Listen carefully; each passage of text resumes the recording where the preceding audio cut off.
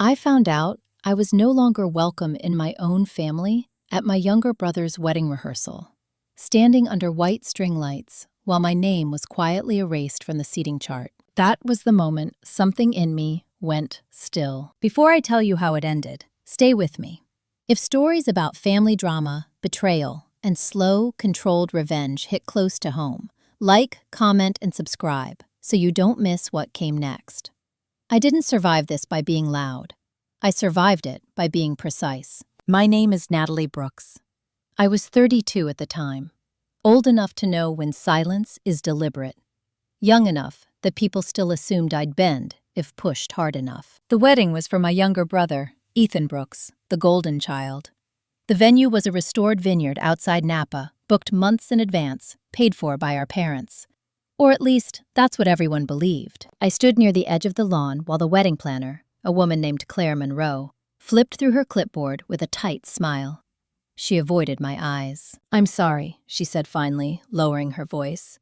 "Your name isn't on the family seating list for tomorrow.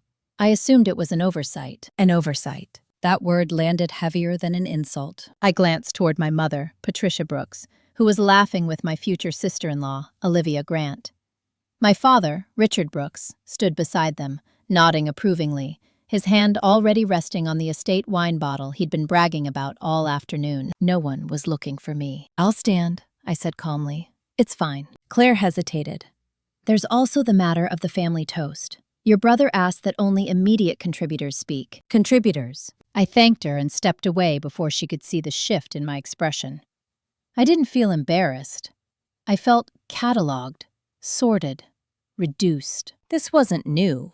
It was just public. Growing up, I learned early where I stood. Ethan was celebrated. I was evaluated. When Ethan broke a window at 16, my father laughed and said, "Boys will be boys." When I graduated top of my class at UCLA and landed a position as a compliance analyst for a medical technology firm in San Diego, my mother asked why I hadn't chosen something more flexible, something that wouldn't make family gatherings inconvenient. By 32, I was director of regulatory strategy at a mid-sized biotech company. I managed audits across 3 states. I signed off on contracts worth millions. I paid my own mortgage. I had no debt except a modest car loan. None of that mattered at the Brooks family table. What mattered was that Ethan was getting married. The rehearsal dinner was held inside the vineyard's private hall, all reclaimed wood and soft lighting. Place cards lined the tables. I scanned them once, slowly, already knowing what I'd find. My parents, Ethan and Olivia, extended family, even Olivia's cousin from Seattle. No Natalie. When I turned, I found my aunt, Deborah Klein, watching me with concern. She leaned in. "Sweetheart, are you all right?" "I'm fine," I said. And I was. That was the strangest part. Dinner went on without me. I ate later, alone, from a catering tray in the side room meant for staff. I listened to laughter through the wall. I recognized my father's voice mid-toast, praising Ethan's leadership, his future, his role in the family legacy. Legacy. That word used to belong to me too. 2 months earlier, my grandmother, Eleanor Brooks, had died quietly in her sleep at 91. She had raised me in many ways, teaching me how to read financial statements before I could drive, letting me sit beside her during meetings when she still had a say in the family business. The Brooks family business. That was the unspoken center of everything. Brooks Heritage Properties wasn't just real estate. It was farmland, commercial leases, and the vineyard we were standing on now. My father managed it publicly. My grandmother had built it privately, patiently, and with a ledger she kept locked in her study. When she passed, the will was supposed to be read after the wedding. That's what my parents told me. I believed them. During dessert, my mother finally approached me. "Natalie," she said, her smile practiced. "Why are you hiding back here? People are asking questions." I looked at, "Am I invited tomorrow?" I asked. She blinked once. "Of course. You'll be somewhere near the back. It's a large guest list." I nodded. "And the will?" Her smile tightened. "We'll discuss family matters later." That was the cue. The same one I'd heard my whole life. Not now. Not here. Don't make this difficult. I left early that night and drove back to my hotel overlooking the valley. I didn't cry. I opened my laptop and reviewed documents I'd brought with me. Ones my grandmother had insisted I keep copies of years ago. Trust records, property transfers, a handwritten note she'd tucked into a folder labeled Natalie. I hadn't opened it until that night. Halfway through reading, my phone buzzed, a text from Ethan. Hey, just wanted to say tomorrow's a big day. Let's keep things smooth for Mom and Dad. I stared at the message for a long time. Then I closed the laptop. The air outside was cool, quiet.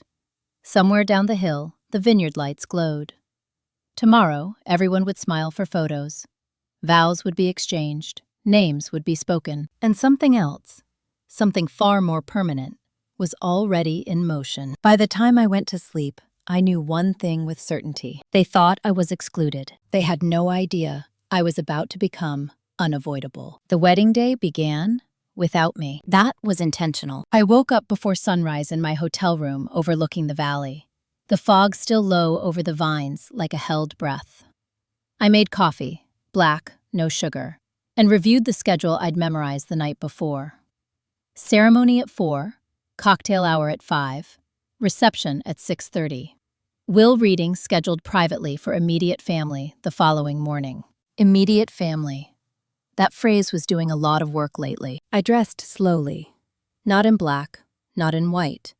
A muted slate blue dress, tailored, unremarkable at first glance. I wasn't there to make a scene.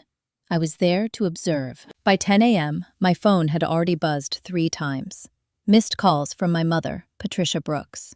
One voicemail from my father, Richard Brooks, clipped and irritated, asking where I was and reminding me to be punctual for once. I didn't respond. Instead, I called Mark Ellison. Mark Ellison had been my grandmother Eleanor Brooks's attorney for over 20 years. He was also the man who taught me, at 19, how to read between the lines of a trust document and never rely on verbal assurances from family. He answered on the second ring. Natalie. I'm in Napa, I said. I opened the folder. There was a pause. Not surprise. Confirmation. I wondered when you would, he said calmly. Did you read all of it? Yes. Then you understand why Eleanor insisted you keep copies. I do now. Another pause. Longer this time. They haven't contacted me, Mark said, which tells me they think they're still in control of the narrative. I smiled faintly. They always do. We spoke for 11 minutes. No dramatics, just logistics, timelines, what could be disclosed when, what could not be altered. Before we hung up, Mark said one thing that stayed with me all day. They made a strategic error, Natalie. They underestimated how quietly prepared you are. The vineyard was transformed by afternoon. White florals everywhere, champagne flowing, guests laughing. I arrived just before the ceremony, slipping into the back row, as promised. No one acknowledged me. That was fine. Ethan stood at the altar, glowing. Olivia Grant looked radiant, genuinely happy. I felt no resentment toward her. She was marrying into something she didn't yet understand. As vows were exchanged, my mother dabbed her eyes dramatically. My father stood tall, proud. The image of unity was flawless. But unity, I'd learned, is often just agreement enforced by pressure. During the reception, seating confirmed what I already knew.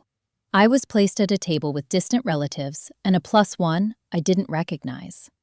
Across the room, my parents sat at the head table with Ethan and Olivia. The empty chair beside them, glaringly absent. Mine. Aunt Deborah found me again. Natalie, she whispered, your mother said there was a mix-up. I met her eyes. There wasn't. She hesitated, then nodded slowly. If you need anything, I'm all right, I said. I meant it. Dinner passed. Toasts followed. My father stood again, this time speaking about family legacy, about continuity, about how Ethan would someday take on greater responsibility within Brooks' heritage properties. That was new. I watched my brother's expression shift, pride flickering into something like expectation. No one mentioned me. Not once. Then came the moment that clarified everything. As the band took a break, I overheard my mother speaking to Olivia near the bar. It's such a relief, Patricia said softly. Now everything can finally move forward the way it should. Olivia smiled politely. What do you mean? Patricia lowered her voice further. With Natalie out of the way, there's no more confusion. Out of the way, I turned away before Olivia could respond. I left the reception just after 9. No one noticed. Back in my hotel room, I opened my laptop again. This time, I didn't hesitate. The folder from Eleanor Brooks contained more than sentimental notes.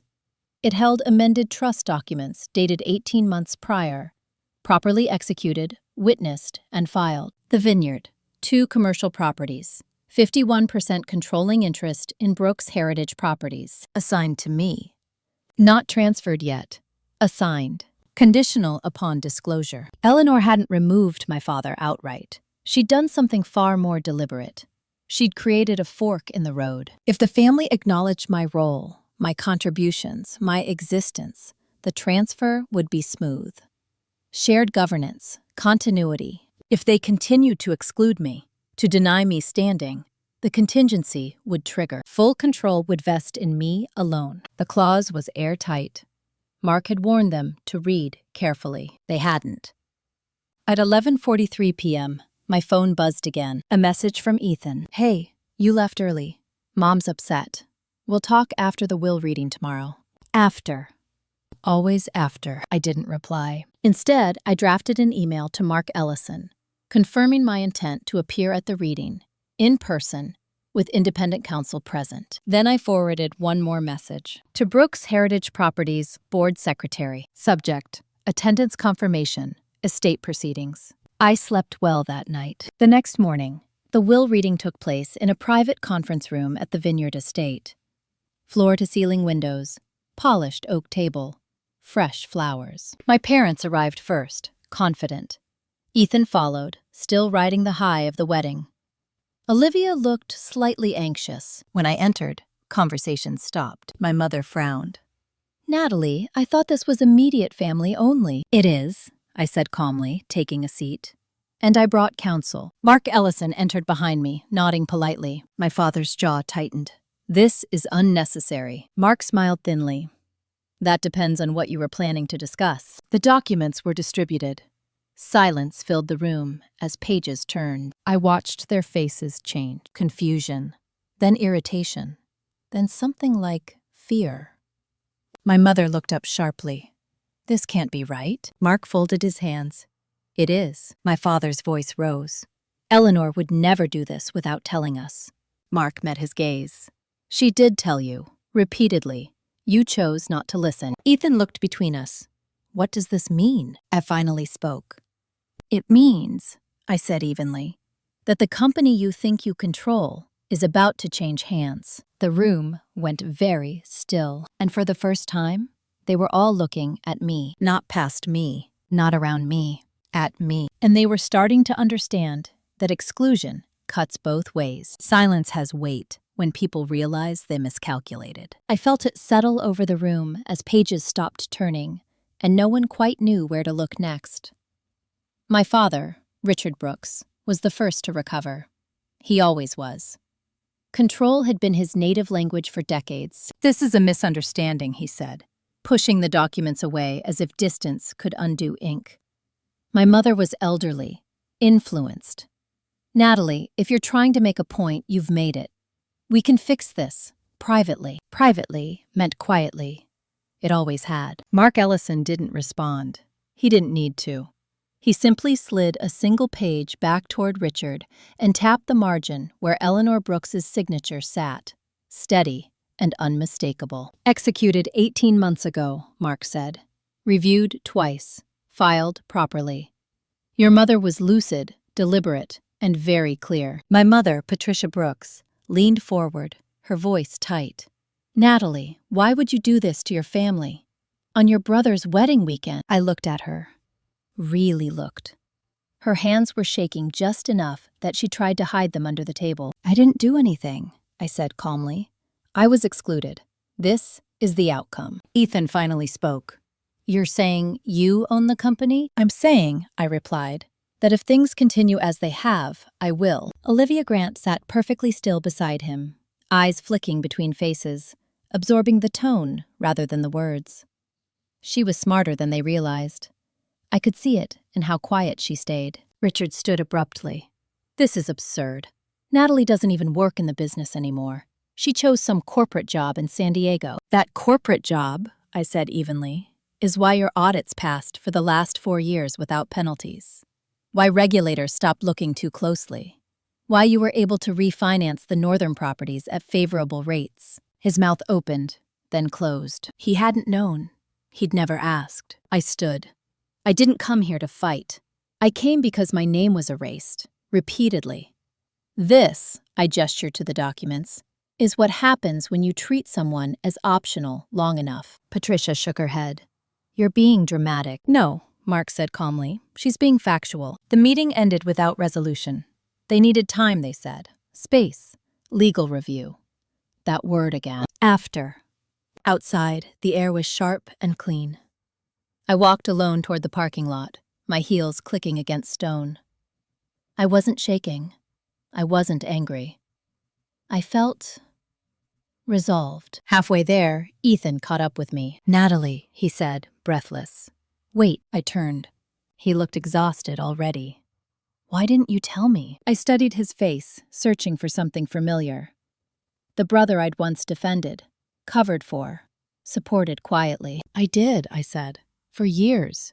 You just never needed to hear it. That's not fair. I know, I replied. That's kind of the theme. He rubbed his face. Dad says you're bluffing. I smiled slightly. He would. That night, I flew back to San Diego. No goodbye dinner. No follow-up calls. 3 days later, the pressure campaign began. My father left 6 voicemails in one afternoon, alternating between anger and forced warmth. My mother sent long texts about family unity, about how Eleanor would be heartbroken to see us fighting. Ethan called once, late at night, his voice strained. Olivia's parents are asking questions, he said. Dad says you're destabilizing everything. I'm stabilizing myself, I replied. Then I stopped answering. The first real escalation came a week later. Brooks Heritage Properties Board convened an emergency meeting. Without me. That was a mistake. Mark forwarded me the agenda within the hour. A proposed motion to freeze discretionary authority pending clarification of estate intent. Clarification. I laughed quietly in my kitchen, coffee growing cold in my hand. That afternoon, I contacted Rachel Nguyen. Rachel Nguyen was a forensic accountant I'd worked with during a compliance investigation 2 years prior. Brilliant, precise, unimpressed by titles. She agreed to review the company's financials under attorney-client privilege. What she found took less than 48 hours. Unreported transfers, inflated maintenance expenses, personal charges buried under property management codes. Not criminal, yet, but sloppy. The kind of sloppiness that happens when people assume no one is watching. I forwarded Rachel's preliminary findings to Mark. Then, I waited. The board meeting ended badly for them. By the following Monday, I was officially added to the agenda for the next session. By Wednesday, my father's tone changed entirely. He showed up at my condo, unannounced. I didn't invite him in. He stood in the hallway, looking older than I remembered. Smaller. You're going too far, he said quietly. I'm going exactly far enough, I replied. This will destroy the family. I tilted my head. You already did. I'm just the paperwork. For the first time, he didn't argue. Instead, he said something that confirmed everything. Eleanor always favored you, he muttered. I nodded. She respected me. He left without another word. That night, I received an email from Brooks Heritage Properties legal counsel requesting a formal meeting to discuss transition scenarios. Transition. The word felt heavy. Permanent. I accepted. As I closed my laptop, my phone buzzed again. A text from Olivia. Natalie, I don't know you well, but I think there are things I should understand before they're decided for me. Can we talk? I stared at the message for a long moment. Then I replied, yes, tomorrow. Because the truth was, this wasn't just about a company anymore. It was about what happens when the person everyone overlooked stops stepping aside. And they were only beginning to realize how much ground they'd already lost. Olivia Grant arrived exactly on time. That told me more than anything she could have said. We met at a quiet cafe near the harbor in San Diego. One of those places that catered to professionals who wanted privacy without pretension. She wore a simple navy dress, no wedding jewelry in sight except her ring, which she kept turning absently as she spoke. "Thank you for agreeing to meet me," she said. "You're welcome," I replied. "I figured you deserved context." She exhaled slowly. "That's the word I've been missing." We ordered coffee. Black for me, oat milk latte for her. Small details, but they mattered. "I didn't know," Olivia said after a moment, "about the will or any of this." "I believe you," I said. And I did. She looked relieved, then cautious. "Ethan is overwhelmed. My parents are concerned. They're asking whether this family business situation could affect our future." I smiled faintly. "It will." She didn't flinch. That impressed me. "How?" she asked. I leaned back. "That depends on how honest everyone decides to be." Olivia nodded. "Then I'll be honest. I didn't marry Ethan for money, but I didn't marry into chaos either." "Fair," I said. She hesitated. "Do you plan to take everything?" There it was. "No," I replied calmly. "I plan to take responsibility." She studied me, searching for sarcasm, finding none. "My grandmother believed in structure," I continued, "not entitlement. What's happening now is the correction." Olivia's phone buzzed. She ignored it. "Ethan thinks this is about revenge," she said quietly. I shook my head. "Revenge is emotional. This is administrative." That earned a small, surprised laugh. By the time we parted, she understood enough to be wary of promises being made without her consent. That was all I needed. 2 days later, the formal meeting took place. Brooks Heritage Properties headquarters was a restored colonial building outside Sacramento, all dark wood and inherited authority. I hadn't been there in nearly 3 years. The boardroom felt smaller than I remembered. Richard Brooks sat at the head of the table, posture rigid. Patricia Brooks wasn't present. That, in itself, was telling. Mark Ellison joined remotely. So did Rachel Wynn. The company's general counsel, Thomas Avery, opened with procedural language, then got to the point. "The estate documents have been verified," he said. "The contingency clause is valid." My father's jaw tightened. "The question," Thomas continued, "is whether we proceed with a negotiated transition or allow the clause to trigger automatically." I folded my hands. "I'm open to discussion," Richard scoffed. "Generous." I met his gaze. "Precise." Rachel spoke next, her tone neutral. "There are also unresolved accounting discrepancies that require explanation." Richard's head snapped toward her. "Those are internal matters." "They are," Rachel agreed. "Until they aren't." Silence again. The board shifted uncomfortably. They weren't used to uncertainty. They were used to Richard's confidence filling the room. That confidence was cracking. Thomas cleared his throat.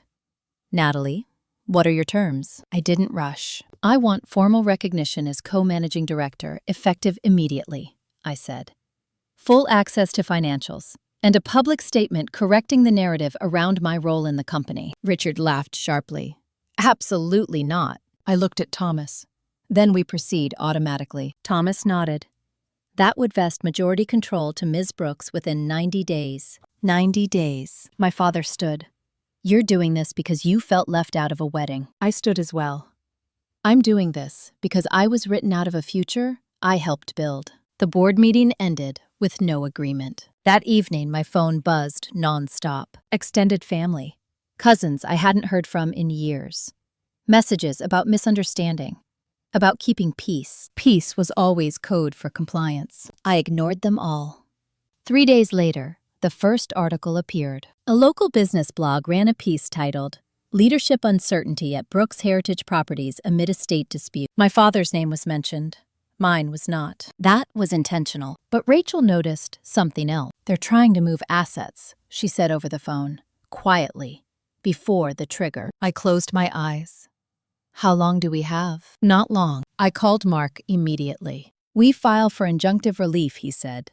"Freeze major transfers." "Do it." The filing went through within 24 hours. The court order hit Brooks Heritage Properties like a lightning strike. Accounts frozen. Transfers halted. Scrutiny intensified. My father called that night. For the first time, his voice wasn't angry. It was scared. "You're ruining me," he said. "No," I replied softly. "I'm letting you be accountable." He hung up. The next morning, Olivia called. "My parents want to postpone the reception," she said quietly. "They're concerned about optics." I nodded. "That's wise." She hesitated. Ethan is furious. I know. There was a pause. Then she said, "If this goes the way you think it will, what happens to him?" I considered the question carefully. "That depends," I said, "on whether he learns the difference between inheritance and entitlement." After we hung up, I looked out at the ocean, steady and indifferent. This wasn't over. The next move would be theirs. And desperation, I'd learned, makes people careless. Desperation has a sound. I recognized it the moment my father, Richard Brooks, left his third voicemail in a single morning. His voice low and controlled, in a way that only happened when he was trying not to unravel. "Natalie," he said, "we need to talk. In person. This has gone far enough." I deleted it without responding. By then, the court order freezing Brooks Heritage Properties' major transfers had already circulated through the firm. Employees were nervous. Vendors were asking questions. The illusion of stability my father relied on was thinning by the hour. And then came the family dinner invitation. It arrived via my mother, Patricia Brooks, through a carefully worded email sent at exactly 7 a.m., as if timing could soften intent. Subject: family dinner. Let's reset. "Natalie, your father and I think it's time to clear the air. We are hosting a small dinner this Friday at the house. Immediate family only. No lawyers, no business, just family. We hope you'll come. Mom." No lawyers, no business. Those phrases were never for my benefit. I forwarded the email to Mark Ellison and Rachel Wynn. Mark replied first. "Go, say very little. Let them show their hand." Rachel followed. "If they're desperate enough to call it family, they're already losing control." Friday night, I drove north. My parents' house sat on the hill overlooking the valley, all white stone and manicured hedges. I'd spent most of my childhood there, learning where not to sit, when not to speak. The door opened before I knocked. Patricia stood there, smiling too brightly. She hugged me tightly, as if proximity could undo months of exclusion. "You look tired," she said. "I've been busy," I replied. Richard waited in the dining room, seated at the head of the table, hands folded. Ethan sat to his right, jaw clenched. Olivia was not there. That, too, was intentional. Dinner was served by staff. No one spoke until plates were set. Finally, Richard cleared his throat. "We're worried about you." I almost smiled. "You've always been independent," Patricia added carefully. "But this path you're on is isolating." I took a sip of water. "So is being erased." Ethan scoffed. "You're exaggerating." I looked at him. "Where was my seat at your wedding?" Silence. Richard leaned forward. "This isn't about a chair." "It never is," I replied. "It's about what the chair represents." Patricia sighed dramatically. "Your grandmother wouldn't have wanted this conflict." I met her gaze. She anticipated it. That was the moment the tone shifted. Richard's hand tightened on his fork. "What do you want?" There it was. Not an apology, not understanding. "Terms. I want acknowledgement," I said evenly. "Publicly. And structural change." Ethan laughed bitterly. "You want Dad's job." "I want accountability," I replied. "If that costs him authority, that's a consequence, not a goal." Richard stood abruptly, pacing. "You're tearing this family apart over pride." I shook my head. "You did that by teaching me silence was my place." Patricia's eyes filled with tears. "We did our best." "No," I said softly. "You did what was convenient." The dinner ended early. As I stood to leave, Richard said one last thing. "If you proceed, you will lose us." I paused at the door. "You already chose that." Outside, the night air was cool and sharp. I didn't feel triumphant. I felt clear. 2 days later, Ethan made his move. He filed an emergency petition contesting the will on the grounds of undue influence. Mark called me immediately. "This is weak," he said, "but it will slow things down." "Who's behind it?" I asked. He didn't hesitate. "Your mother." "Of course." The hearing was scheduled within 10 days. That was when the messages started coming in faster. Extended family taking sides. Old friends of my parents offering unsolicited advice. A cousin accusing me of greed. I didn't defend myself. Instead, I prepared. Rachel dug deeper. What she found shifted everything. Hidden liabilities. Deferred maintenance. A balloon payment on a commercial loan that matured in 6 weeks. Brooks Heritage Properties wasn't just unstable. It was over-leveraged. I met Mark in his office 3 days before the hearing. He slid a file across the desk. "If this goes public," he said, "your father's credibility collapses." I nodded. "Then we make sure it's disclosed properly." "You're certain?" he asked. "Yes." The night before the hearing, Olivia called again. "I didn't know about the contest," she said quietly. "Ethan didn't tell me." "I know," I replied. She hesitated. "My parents want me to distance myself from this." "And you?" I asked. "I want the truth," she said. "Then come tomorrow." The courthouse was already filling when I arrived the next morning. My parents sat together, stiff and silent. Ethan paced. Olivia sat alone in the second row. When the judge entered, the room stood. And as the hearing began, I realized something important. This wasn't about whether I'd win. It was about whether they'd survive being seen. And for the first time, I was no longer the one being judged. Courtrooms strip people down, not physically, but in the way posture tightens, voices flatten, and confidence turns brittle under fluorescent lights. I watched my family that morning, the way you watch strangers, noting habits without attachment. Judge Helena Morris entered precisely at 9. Mid-50s, calm, efficient. The kind of judge who didn't tolerate theatrics disguised as concern. Ethan's attorney spoke first. He framed the case as heartbreak. A devoted son, blindsided by a sister who had manipulated their elderly grandmother during a period of vulnerability. He used words like influence, isolation, pressure. He never once mentioned numbers. That wasn't an accident. When it was Mark Ellison's turn, he didn't raise his voice. He didn't argue emotion. He argued sequence, dates, documents, signatures, independent evaluations confirming Eleanor Brooks's mental capacity, emails she had written herself, sharp and unmistakably deliberate. Then he introduced Rachel Wynn. Rachel didn't look at my family when she spoke. She addressed the judge directly, explaining financial structures with surgical clarity, deferred liabilities, internal transfers, risks that had been masked, not managed. Judge Morris listened without interruption. My father shifted in his seat. My mother stared straight ahead, face carefully neutral. When it was my turn, the judge asked only one question. "Miss Brooks, why do you believe your grandmother structured her estate this way?" I stood. "Because she understood how power works," I said evenly. "And she knew I did too."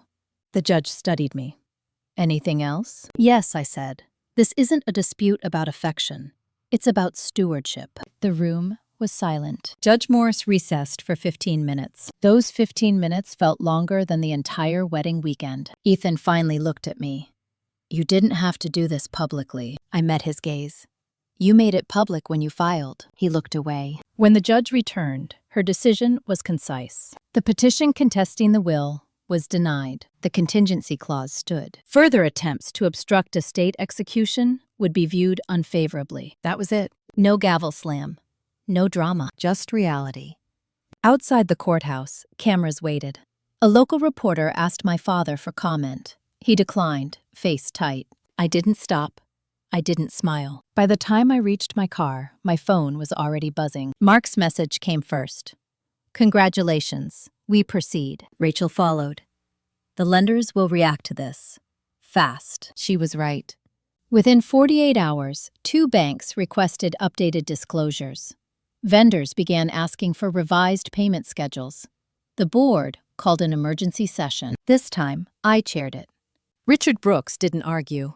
He barely spoke. When the vote came, the transition plan passed unanimously. Effective immediately, I was co-managing director. The irony wasn't lost on me. They had spent decades minimizing me. Now, they needed me to stabilize what they'd hollowed out. That evening, I sat alone in my condo. Documents spread across the table, the ocean dark beyond the windows. Olivia called. "I watched the hearing," she said quietly. "And?" I asked. "I don't think Ethan understood what he was defending," she replied, "but I do now." There was a pause. "I'm not sure what that means for my marriage," she added. "I'm sorry," I said, and meant it. "I'm not asking for sympathy," she replied. "I'm asking for clarity." "You have it," I said. "Just not the version you were promised." After we hung up, I poured a glass of water and reviewed the numbers again. The situation was worse than Rachel initially thought. If nothing changed, Brooks Heritage Properties would default within 60 days. The next morning, I made my first executive decision. I suspended discretionary spending, renegotiated vendor contracts, initiated asset divestment on 2 underperforming properties. Richard protested once. I ignored him. Patricia didn't call. Ethan sent a single text. You've won. Happy? I stared at it for a long time. Then I replied, this isn't about winning. He never responded. By the end of the week, staff morale had shifted. Quiet relief replaced fear. People realized someone competent was finally paying attention. That mattered more to me than my family's approval ever had. Friday night, I received an email from my mother. Natalie, we need to talk. Alone. Please. I didn't reply immediately. I walked down to the beach instead, shoes in hand, the tide cold against my ankles. The horizon was dark, endless. I knew what she wanted. Reconciliation. Control. Damage repair. What she didn't know was that I was no longer interested in repairing what had been built to exclude me. I replied, an hour later, tomorrow, noon, public place, because whatever came next, I wasn't stepping back into private rooms. And I had a feeling this conversation would finally expose what had always been hiding underneath their version of family. My mother chose the restaurant. That told me everything. It was an upscale bistro in downtown Sacramento, the kind with white tablecloths and a discreet corner booth, meant for conversations people didn't want overheard, but also didn't want recorded. Public enough for appearances, controlled enough for manipulation. Patricia Brooks was already seated when I arrived, posture perfect, hands folded around a glass of water she hadn't touched. You're late, she said softly. I'm on time, I replied, taking the seat across from her. She studied my face as if searching for something she'd misplaced. You look different. I am, I said. The server approached. I ordered coffee. She declined. Patricia didn't waste time. You've embarrassed your father. I met her gaze evenly. He embarrassed himself. Her lips thinned. You're enjoying this. No, I said. I'm enduring it. She exhaled sharply. You've always been dramatic. I leaned forward slightly. And you've always rewritten events to make yourself comfortable. That landed. For a moment, the mask slipped. Her eyes hardened. You think you're better than us now, she said. I think I finally see you clearly, I replied. She laughed softly. You always had your grandmother's ear. We couldn't compete with that. There it is, I said. Her smile faded. You don't understand what it's like to manage a family. I understand what it's like to be managed, I replied. She took a sip of water, hands shaking just enough. Eleanor poisoned you against us, Patricia said. She filled your head with ideas about independence and control. No, I said calmly. She taught me self-respect. The server returned with my coffee. The interruption cooled the air, but not the tension. Patricia lowered her voice. If you continue this path, you will destroy your brother's marriage. I shrugged. That's between him and the truth. She leaned in. You could fix this. Step back. Let your father handle the company again. We'll make it right. A board seat, a trust. There it was. A consolation prize. I stirred my coffee slowly. Why didn't you offer that before? She hesitated. Because, I continued, you didn't think I'd ever force the issue. Her silence confirmed it. I stood. This conversation is over. Patricia's composure cracked. You owe us. I looked down at her. I owe myself. As I turned to leave, she said something that finally shattered the illusion. You were never supposed to be this difficult. I stopped. That sentence echoed louder than any accusation. I turned back. That's the problem, I said quietly.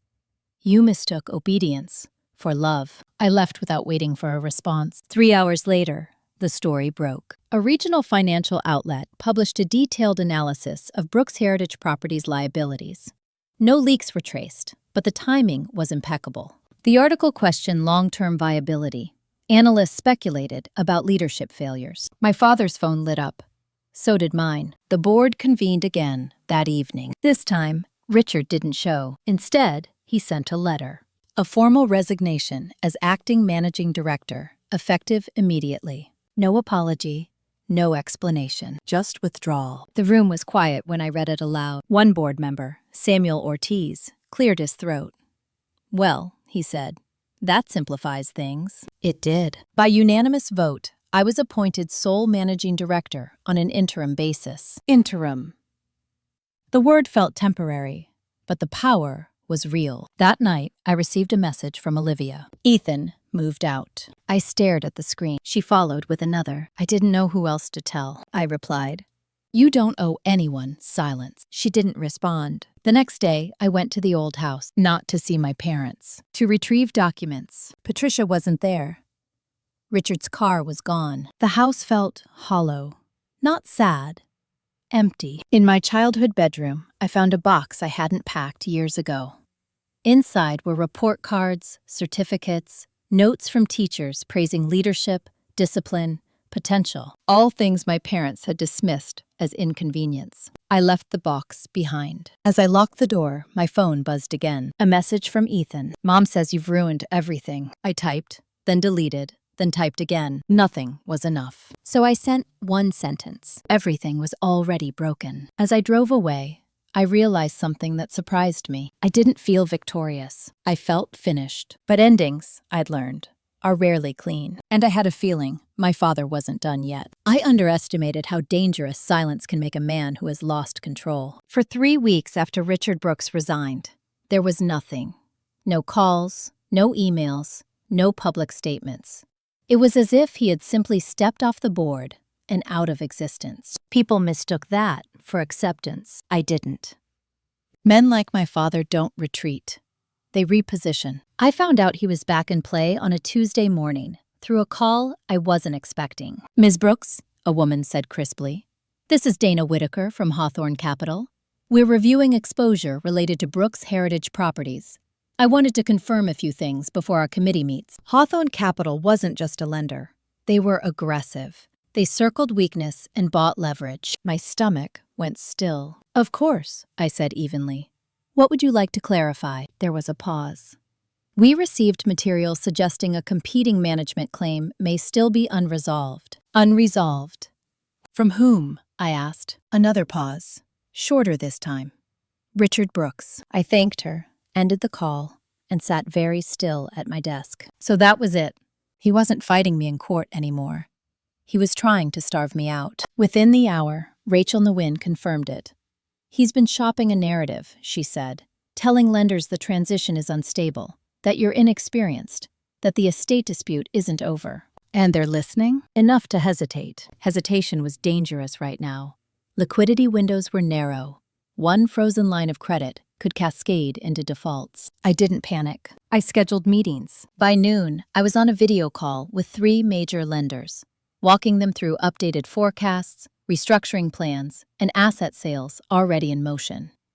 I didn't mention my father, unless asked. Only one did. "Is Richard Brooks still involved in any operational capacity?" a man named Alan Pierce asked. "No," I replied. "He resigned. Voluntarily." I let the silence sit. "Do you have that in writing?" he asked. "Yes," I said, filed with the board and the state. The call ended cordially, but cordiality wasn't confidence. That evening, Olivia called. "Ethan met with your father," she said quietly. I didn't know until after. I closed my eyes. "About what?" "He says Dad has a plan," she replied, "that you're overextended, that the company will collapse and you'll come crawling back." I exhaled slowly. "And what does Ethan think?" He thinks Dad can fix it." There it was, even now. "Olivia," I said gently, "you need to decide whether you're married to a man or to an idea he's afraid to let go of." She was silent for a long moment. "I'm tired," she said finally. "I know." The next escalation came faster than I expected. 2 days later, Brooks Heritage Properties was served with notice of an internal audit request from the state. Routine on paper, targeted in timing. Rachel called me immediately. "This isn't random." "No," I agreed. "It's retaliation. Someone had nudged the right office, asked the right questions, raised just enough concern. Richard knew how to do that. He'd taught me." I spent the weekend buried in documentation, preparing disclosures, anticipating lines of inquiry. Every decision I made was deliberate, transparent, boring. That was the point. Monday morning, as I was finalizing audit prep, my assistant hesitated at my door. "There's a man here to see you," she said. "He says it's urgent." "Name?" She glanced at her tablet. James Holloway. My jaw tightened. James Holloway was my father's oldest friend, former partner, the man who had stepped away from the business years ago with a quiet payout and a reputation for knowing where bodies were buried. I told her to send him in. He looked older than I remembered, thinner. His eyes, however, were sharp. "Natalie," he said, smiling faintly, "you look like Eleanor." "Why are you here?" I asked. He sat, without being invited. "Your father is about to make a very public mistake." I folded my hands. "Go on." "He's preparing to file an emergency injunction," James said, claiming mismanagement. "He believes he can force a temporary receiver." I felt the edge of something cold settle in my chest. "And?" I said. James leaned back. "It won't work, but it will hurt. Markets hate uncertainty." "What do you want?" I asked. "Nothing," he said. "I already got paid. I just thought you deserved to know." I studied him. "Why now?" He met my gaze. "Because Eleanor asked me to watch you.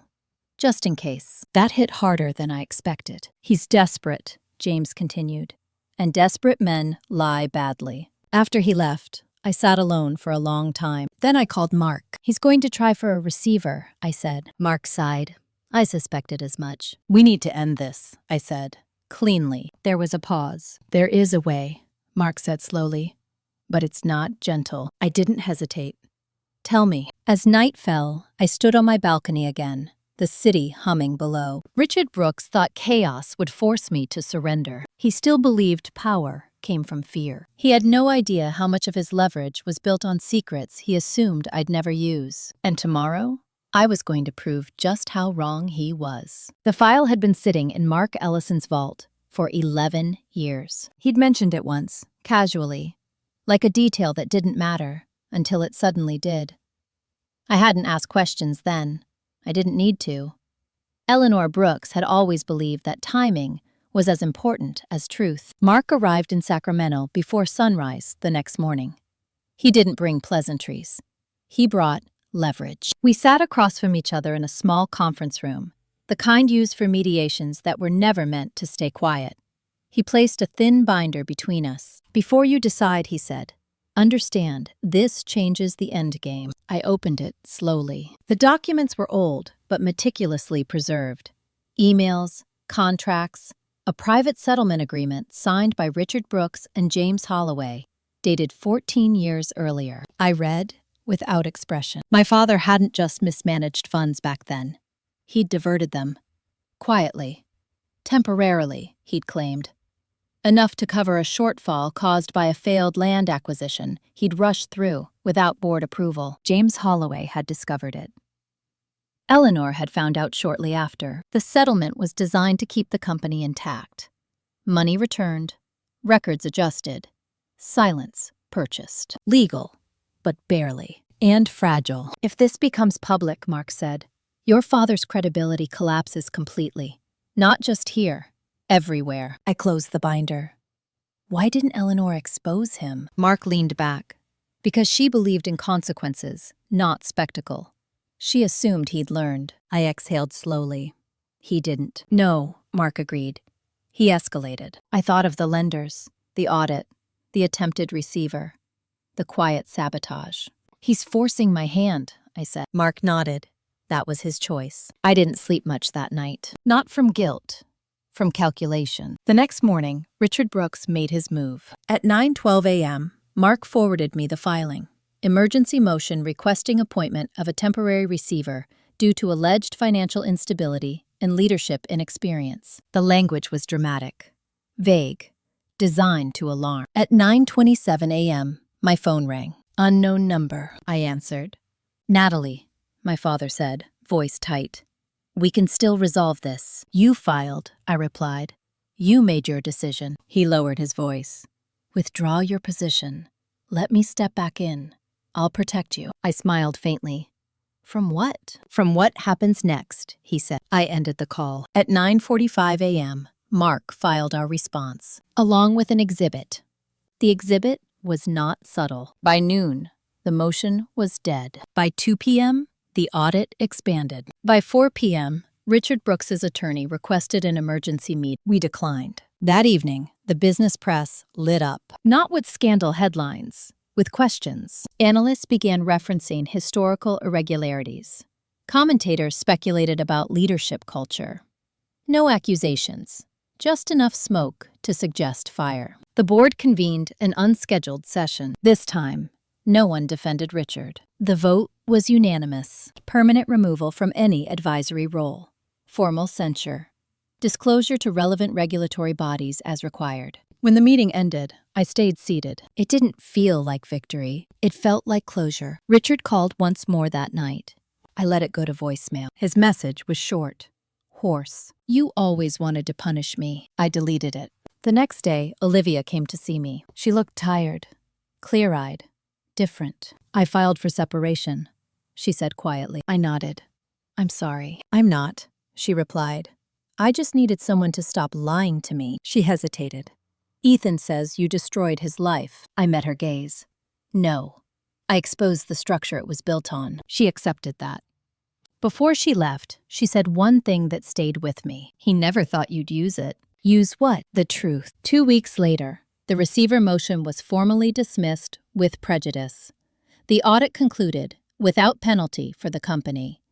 Lenders resumed normal operations. Brooks Heritage Properties stabilized. My parents didn't call. Extended family went quiet. The noise faded faster than I expected. One afternoon, as I was reviewing updated projections, my assistant knocked. "There's a courier," she said. "Personal delivery." The envelope was unmarked. Inside was a single item, a house key, my childhood home, and a note written in my mother's handwriting. "We're selling. The market is good. I thought you should have this." No apology, no explanation, just acknowledgement. I placed the key back in the envelope and handed it to my assistant. "Return to sender," I said. That night, I walked along the river alone. The city lights reflected in the water, fractured but steady. I didn't feel lighter. I felt anchored. The revenge everyone expected never came. There was no speech, no confrontation, just consequences unfolding, methodically, without my interference. But I knew one thing with certainty. The hardest part was still ahead. Not dismantling their power, living without the gravity of it. And that, I was learning, required a different kind of strength. Power doesn't disappear when it's taken away. It lingers, like muscle memory. That was the first thing I noticed in the weeks after Richard Brooks was formally removed. The company stabilized. The noise died down. But the absence of his presence felt heavier than his authority ever had. People watched me more closely, not with suspicion, with expectation. Every decision I made was measured against a ghost. I didn't rush to fill the space. I let structure speak for me. Processes, transparency, predictability. Things my grandmother had valued and my father had bypassed when it suited him. 30 days after the board vote, I stood at the head of the same conference table my father once dominated. This time, no one challenged me. We approved the divestment of 2 non-core properties, reducing debt exposure by 19%. We renegotiated a balloon loan into a fixed-term structure. We reinstated internal controls that had quietly eroded over a decade. No applause, just results. That night, I received a message from Samuel Ortiz, one of the board members. "You did in a month what we couldn't do in 10 years. I didn't reply. I wasn't doing this for praise. I was doing it to end something. The call came late, just before midnight. My mother. I let it ring once, twice. Then I answered. "Natalie," Patricia Brooks said, her voice unsteady. "Your father is unwell." I closed my eyes. "What does that mean?" "He collapsed," she said. "The doctor says it's stress-related." There it was. The final lever. I stayed silent. "Can you come?" she asked. "Just to see him." I considered it carefully. "I'll think about it," I said. I hung up and sat in the dark. I wasn't angry. I wasn't afraid. I was wary. 2 days later, I drove north. The house was already half empty. Furniture gone, art removed. The walls looked bare, as if the house itself was exhaling. Richard Brooks lay in bed, pale, diminished. He opened his eyes when I entered. For a long moment, neither of us spoke. "You got what you wanted," he said finally. "No," I replied. "I got what you took." He turned his face toward the window. I did everything for this family. You did everything for control, I said evenly. He laughed weakly. Same thing. I sat in the chair beside the bed. It isn't. He swallowed. Your mother says you won't return the key. I didn't respond. He looked at me then. Really looked. You're not coming back, are you? No, I said. He closed his eyes. I was wrong about you, he murmured. I waited. I thought you'd fold, he said. You always used to. I stood. I was younger. As I left, my mother followed me into the hallway. This didn't have to end like this, she said quietly. I met her gaze. It ended the way you built it. She didn't argue. Driving back, I realized something had shifted. Not relief. Finality. Back at work, the board finalized my appointment as permanent managing director. I accepted, without ceremony. That evening, Olivia sent a brief message. The divorce is moving forward. Thank you for not lying to me, I replied. You don't need my permission to choose yourself. Weeks passed. The business recovered, quietly, steadily. My father didn't call again. My mother sent one card. No message inside. I placed it in a drawer and closed it. On a Sunday morning, I found myself at the vineyard, the same place where I'd been erased from a seating chart. This time, I walked the rows alone, the earth damp under my shoes. I thought about Eleanor Brooks, about how she'd known this would cost me something. She'd also known it would save me. As the sun rose over the vines, I understood the last lesson she'd tried to teach me. Revenge isn't loud. It's living well without asking for permission. And I was almost there. Almost. Because the final reckoning wasn't with my family. It was with the part of me that had learned to survive by shrinking. And I wasn't finished letting her go yet. Letting go doesn't happen all at once. It comes in small, almost forgettable moments. The kind you only recognize later as turning points. Mine came on a Tuesday afternoon, buried in a stack of contracts that had nothing to do with my family. A recruiter named Allison Reed sat across from me in my office, portfolio open, eyes sharp. You're overqualified for what you're doing, she said. I raised an eyebrow. That's a new criticism. I don't mean it as one, Allison replied. I mean you're operating inside a structure that no longer challenges you. She wasn't wrong. Brooks Heritage Properties was stable now. Predictable. It no longer required triage. It required maintenance. What are you suggesting? I asked. She slid a folder toward me. An advisory role, outside the family business, independent, national scope. I glanced at the logo. A private infrastructure fund. Clean governance. Clear boundaries. Think about it, Allison said. You don't need to prove anything anymore. After she left, I stared at the folder for a long time. Proving. That word had driven me longer than I'd realized. That evening, I received an unexpected email from James Holloway. Richard passed away this morning. Peacefully. I thought you should hear it from me. I read the message twice. Then, once more. I didn't cry. I didn't feel relief. I felt quiet. My mother called an hour later. Her voice was thin. He kept asking if you were all right. I closed my eyes. I am. There was a pause. Will you come to the service? I don't know, I said honestly. The funeral was small, private, no press. I stood at the back of the chapel, unnoticed, as people spoke about Richard Brooks's ambition, his drive, his devotion to family. Some of it was true. Some of it was incomplete. I didn't speak. Afterward, my mother approached me. Older now, in a way grief accelerates. I don't expect forgiveness, she said quietly. But I need to know if I lost you, too. I considered her carefully. You lost the version of me you controlled, I replied, not the one who exists. She nodded, tears slipping free. I don't know how to be your mother anymore, she whispered. That's not my burden, I said gently. I left before she could respond. A week later, I accepted the advisory role. It came with distance, perspective, a sense of autonomy I'd never fully allowed myself before. I stepped back from day-to-day management at Brooks Heritage Properties, appointing a seasoned COO to handle operations. I retained ownership, oversight, boundaries. The board didn't object. They understood power when they saw it. On my last day in the office as managing director, I packed my things slowly. No rush, no audience.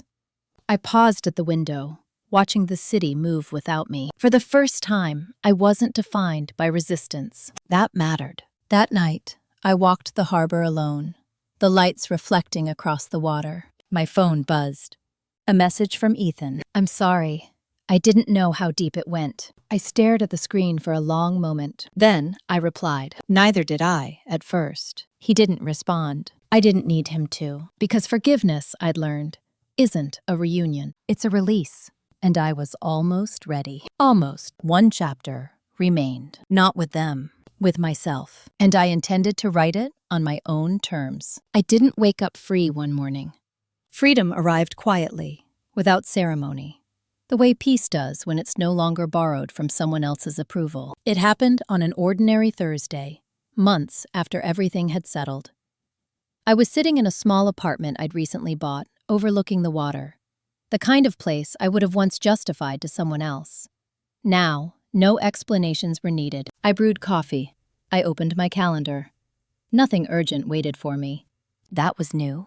The advisory role suited me. I traveled when I chose to. I consulted when it mattered. I declined when it didn't. No one questioned my authority because it wasn't inherited. It was earned, and more importantly, self-defined. Brooks Heritage Properties ran without drama. Dividends arrived on schedule. Reports were clean.